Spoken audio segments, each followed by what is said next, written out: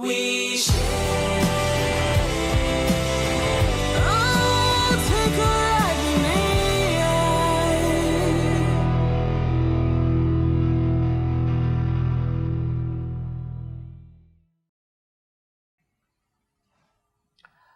Hello everyone, my name is Israel Katura James, born to the family of Mr. and Mrs. Katura James.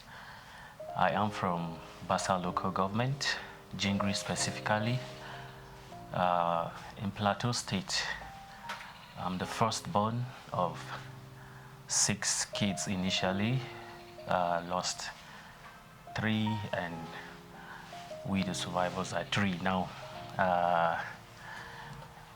I'm here to share my story with you, which I feel would be inspiring to someone out there.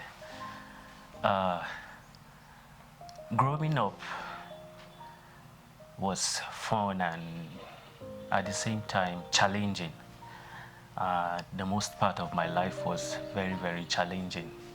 Why? Because of the background, you know. My parents hadn't all it takes to give us a comfortable life. You know, by way of education, my father and mom were primary 7 holders, you know, certificate holders. So that means they never had the opportunity of going through the walls of secondary school. And because of that, they were not well placed at their places of work. My dad retired as an inspector in the police force. My mom retired as an attendant. So you see, all through our lives, it's been from one struggle to the other. You know, I had lots of stories to say concerning my life, but today's one I'll be focused more on the educational aspect. You know, as every young boy and girl that has aspirations, you know, to make it in life, the first thing that comes into mind is getting an education, you know. So I had my primary education in a public school called Islamia Primary School Zawan. It was a free education, and you know, when you compare it to a private school, you know that there's a great difference. But well, to God be the glory, where we had teachers that lived up to expectations. Well, after 6 years, I secured admission in a prestigious secondary school owned by Kokin, that is Church of Christ in Nigeria.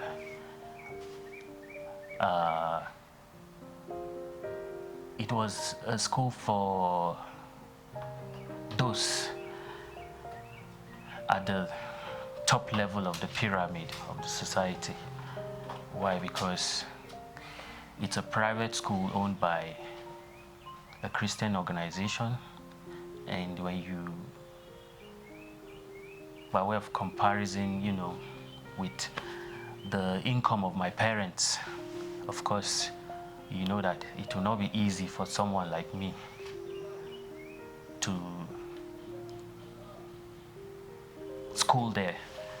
To God be the glory, I was able to scale through, but because of, you know, the instability in school, you know, let's say you're there in school and then maybe some weeks to exams you're sent home for school fees, or some times you're at home, you don't resume on time.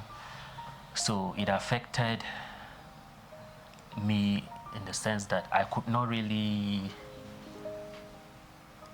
concentrate to give that which was expected of me, especially in the final exams. I graduated from there. I passed all my subjects, but I failed the maths. But the grades were not something to write home about. So the implication was that I won't be able to secure admission in a higher institution. So I had to sit for the O-level exams again, this time around private. So I registered, I resat for it again. I passed, but unfortunately I couldn't get maths, which is a requirement for you to secure any admission into a higher institution in Nigeria. So the option was for me to go to the School of Preliminary Studies, KEFI, where I had to enroll for IJMB, that is entering joint matriculation board exams. So there you sit for 3 A-level courses or subjects, and then for me, there hadn't a credit in maths, and I had a pass in English. That is, I failed maths with a P in English, so I had to take basic maths and English, making the subjects 5. But for those that already had maths and English, they took only 3 subjects or courses related to whatever they intend to study in the higher institution. For me, my bias is the social sciences, so I took government sociology and economics, and then plus maths and English. And the program was intensive, it was intensive. At the end of the day, you have to score your points over 15. So I dedicated myself to the program. At the end of the day, I was able to come out with 12 points out of 15, and then I got my maths and English, and then afterwards I applied for economics in the University of Jos. But having gone through that interim joint matriculation board examination, that means if you're going to the university, you're not starting from 100 level, you're going to start from 200 level. So that means you're going to join those that already started from the first year. So what's the implication there? The implication there is that the space will be limited. So that means, on a normal day, if admissions will be conducted in the first year, let's say 100 students will be admitted. Then if you're coming as a direct entry student to join them in 200 level, that is their second year, at most maybe 20 to 30 students will be admitted. So you see, that means it will be a game of luck. So my first attempt I couldn't get. Then my second attempt, I now secured admission to study business management. But meanwhile, my first attempt was with Ahmadu Bello University Zaria. Then I met the Deputy Vice Chancellor, who happens to be an old student of my alma mater, I met him at a motel, Rockland Motel, where I worked after secondary school. Why did I work? Well, my papers were not complete for me to secure admission, so I had to keep myself busy to work and earn some money. And mind you, I told you my background isn't that I could afford, the necessary things of life. So I couldn't look up to my parents. I had to fend for myself to get money and to register for the SSCE and subsequently for the IJMB program. So that experience for me wasn't funny at all. So I met this professor. He brought up the issue of school. In his words, "Hey young man, don't you have intention of going to school?" I said, "Of course, I have it in mind to further my education. I'm just here to work, to raise and save some money, to enable me go back to school." So he gave me his contacts and his office number there. In confidence, I traveled to ABU Zaria after I had bought the direct entry form. I went, I gave him my credentials, came back home thinking when the admission list came out, I checked, my name wasn't there. So I went back to ABU Zaria. Lo and behold, the credentials I gave to that professor, that same spot on his table, I still went back and saw my credentials there. That means he didn't do anything about the admission. So that was how I now said, okay, next time I don't think I would apply ABU Zaria. I applied University of Jos for economics again. Unfortunately, I didn't get. I met another professor that promised, but I didn't get. Why do we have to meet the professors? Like I said, direct entry is very, very competitive because of the limited space. So my next attempt, I switched to business management, which I got. But then life in the university again was a new whole experience. Well, thankfully, in the university, you pay your tuition once, but even though you pay once, but then you need books, you need foodstuff, because I stayed in the hostel. And then you need to clothe yourself. Then, during the holidays, we'll go out to look for menial jobs. Sometimes you go, you get. Sometimes you go and you don't get. Or if you get, you're paid peanuts, which at the end of the day will not be enough for you to buy the things you need in school. I remember there was a time I went out to look for a menial job. They were about to build a church, I think Living Faith Church along Murtala Mohammed Way. I went and the foreman there asked me to mix cement, of which that was my first time. I tried mixing and he said, "No, Mr. Man, you're not qualified for this job, that I should go." I now pleaded with him. I said, okay, if I'm not qualified for that, okay, let me be fetching the mixed cement to take to the bricklayers.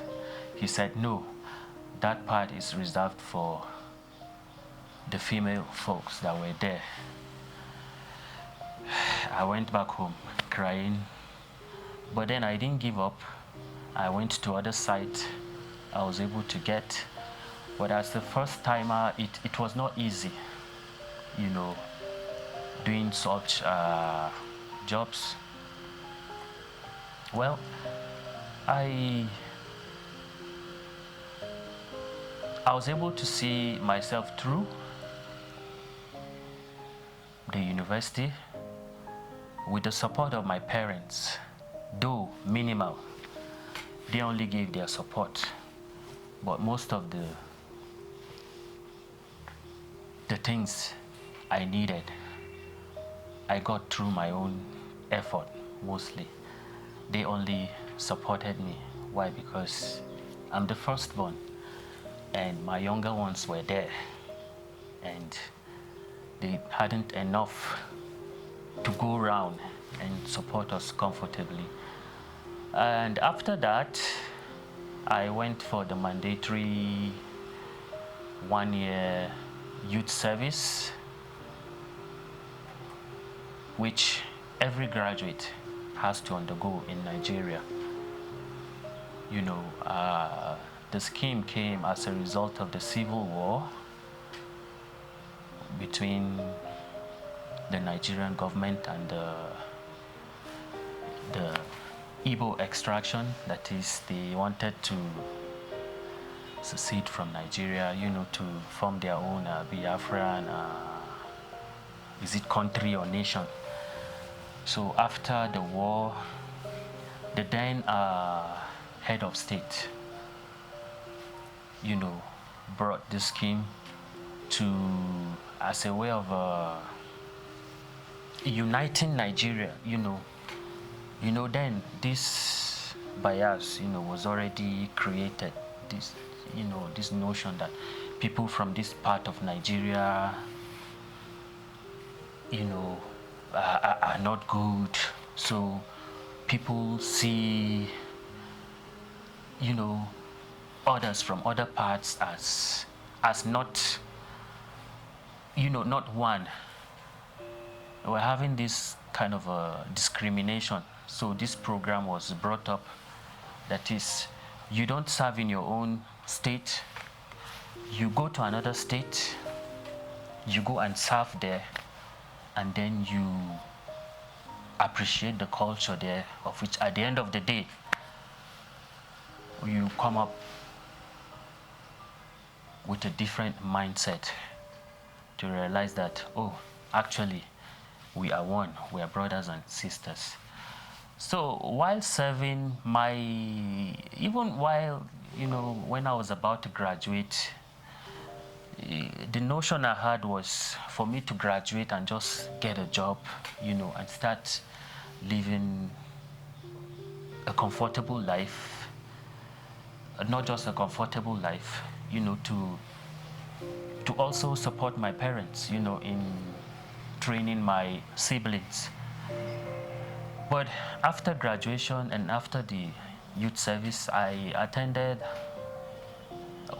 you know, several job interviews from Jos to Lagos and Abuja and other states, but to no avail. So, and well, the next option for me was to enroll for my master's, you know, after the advice of some friends and family members. I applied, I got the admission for the MBA program, and you know, in the university, Masters of Business Administration is one of the most expensive courses, you know, at the graduate level. If others are paying, let's say, 100,000, of course, you should know that person that enrolled for Masters of Business Admin will pay twice or even triple the amount of a regular master's degree program. Meanwhile, I hadn't money to pay for the tuition, so I met my parents to see if I could get support. My parents tried to see if they could raise money to support me, but to no avail. I had savings from my NYC scheme. You know, when you go for the youth service, your paid allowances, you know, I saved, but my savings was not enough to enable me pay for the tuition. I went to the bursary. I asked if I could pay part. They said no. And the woman there, I remember the cashier asked me that, what course? I told her Masters of Business Admin. She now said, in Hausa, maganinka, kaje ka dauki course na manya. What does it mean? I enrolled for a course that it's only people that are well placed, let's say in organizations or have successful businesses that can afford such a course. Why did I enroll for such a course? Why didn't I go for a cheaper course, in quote? I felt bad. But luckily for me, I had a friend that also secured admission to study business admin. That's the Masters of Business Admin. And I told him my plight, and thankfully he had some money with him. So we had an agreement that he was going to give me the balance, loan me the balance. And then we agreed that I would pay him 5,000 naira every month till the day I'm able to clear the loan. Meanwhile, before then, I got a job to teach in a technical college. That's the Government Technical College, Kuru, formerly known as Butex. Previously, they took social studies, but because it's a senior secondary school, and I said no. In a regular secondary school, social studies are being taken at the junior level. So instead now they replaced social studies with economics. But there were no teachers to take the economics. So I was approached by one Mrs. Suleiman that would I want to teach. But then it's not the government that was going to employ the teachers. It was the Parent Teachers Association. So which means it's just a meager amount that will be paid to the teachers. I remembered the amount paid was 7,000 naira. Meanwhile, I signed an agreement with my friend to pay 5,000. So which means if I pay 5,000, I'll be left with 2,000 naira. So how will I, from my home, transport myself to the University of Jos? And my lectures was to be 3 days a week, Wednesday, Thursdays, and Fridays. So luckily for me again, my friend in person of Mr. Ilya Kiani had a car. So you see, the issue of transportation, had been taken care of. So every Wednesday to Thursday every week, Wednesday to Friday every week, would ride in his car, attend lectures, and then back. But another challenge again, it's a graduate course. There are seminars, you have to undertake research, and then I could not afford. And as God will have it again, I was lucky. It's a graduate course. I had classmates that were already working, well placed in their organizations. Some were already doing well in their businesses, but hadn't the luxury of time. So in this case, I had the luxury of time. Why? Because in the technical school where I taught, it's on Mondays and Tuesdays, the students will come for the general courses, that's general courses like maths, English, economics, and other subjects that were not really related to the technical, aspects. So you see, I had to teach on Mondays and Tuesdays, and then, which means Thursdays, Wednesday, Thursdays, Fridays, I'll be free. But of course, I had to go to work. But then I met my principal. I consulted him and I explained to him that I'm doing this graduate course, which the lecture days are Wednesday, Thursdays, Fridays. And he said, yeah, since you go to class to teach on Mondays and Tuesdays and you're free the other days, there's no problem. So you see, I was able to take care of that in terms of my lectures in school not clashing with the lessons my lesson period at the technical college where I taught. So then again, I had constraints, financial, constraints, and my classmates who were very busy, that hadn't luxury of time,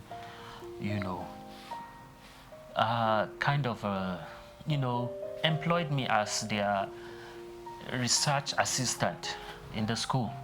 Whenever there's a seminar or there's an assignment, my job is to, help them, source for the materials, which they hadn't the time to do that. I'll do that, and then I'll be paid.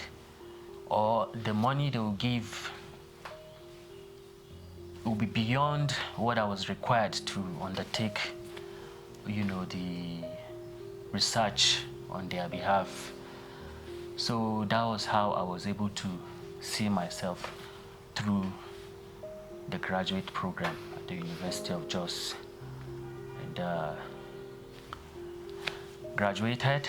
And then another challenge again, job seeking. I attended interviews, in banks. I remembered the last interview I attended was that of the Jos University Teaching Hospital, the admin. I reached the final stage and I was confident that, I'll secure that job, but unfortunately I didn't. But meanwhile, while I was doing my master's, there was a job advert by the Plateau State University, by the Ministry of Education. That's a secondary section to employ teachers. I applied and attended the interview, and midway into my master's program, I secured the job and was waiting for the postings postings will be made to the different schools in Plateau State. Of course, some of the schools are in the cities and some are in the rural areas. So I made up my mind and I said, if I would be posted to somewhere far from the University of Jos, I will not take up the job. I will relinquish it. But I was posted to a school in Jos, Government Secondary School, Angulu, Jos, opposite building materials. And I also decided that if I report to the school and I should tell the principal that I'm already doing a master's program, for us to agree maybe to adjust the timetable to accommodate my lectures at the University of Jos. If he or she agrees, fine. If he or she does not agree, I will relinquish the job.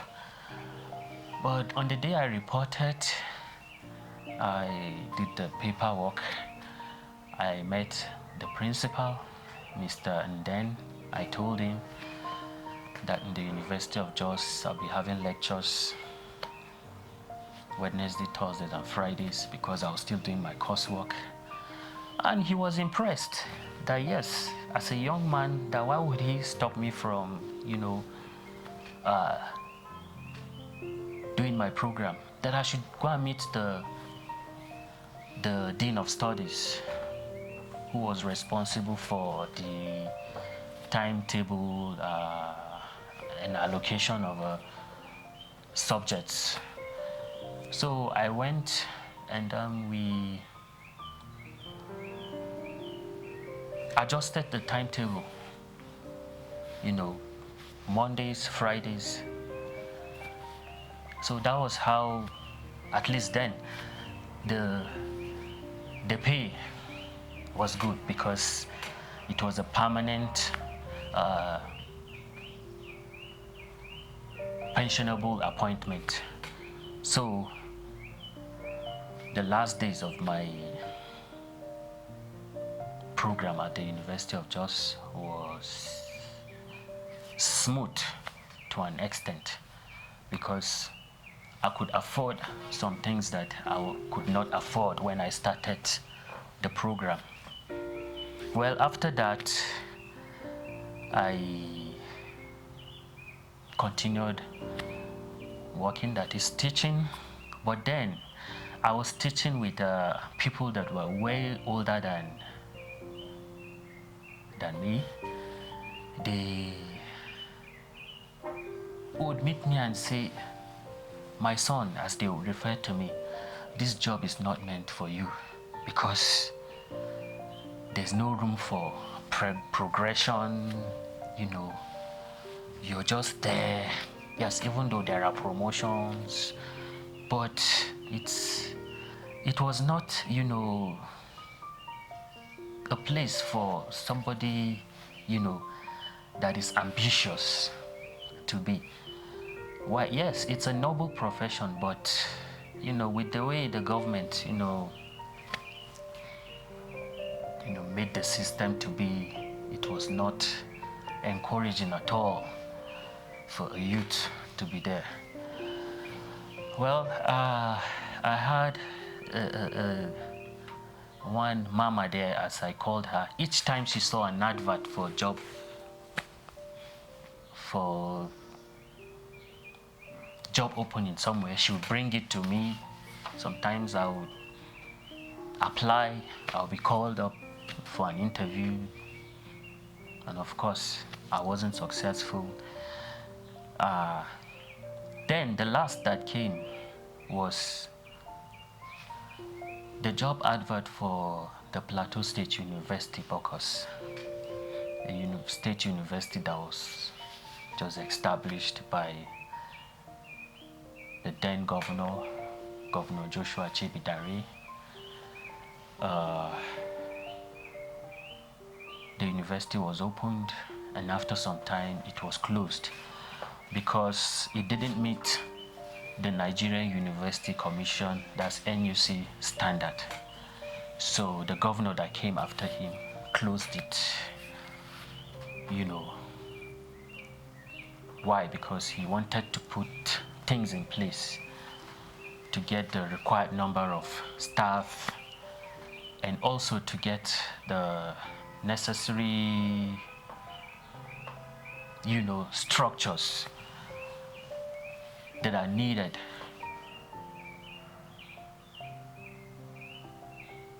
for a university to meet, to an extent, world standard.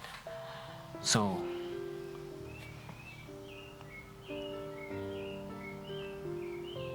he advertised. You needed to see the number of people there when we went to submit our application. In short, it was a miracle, for me at the end of the day to have been shortlisted for the interview and subsequently be employed out of the thousands that applied.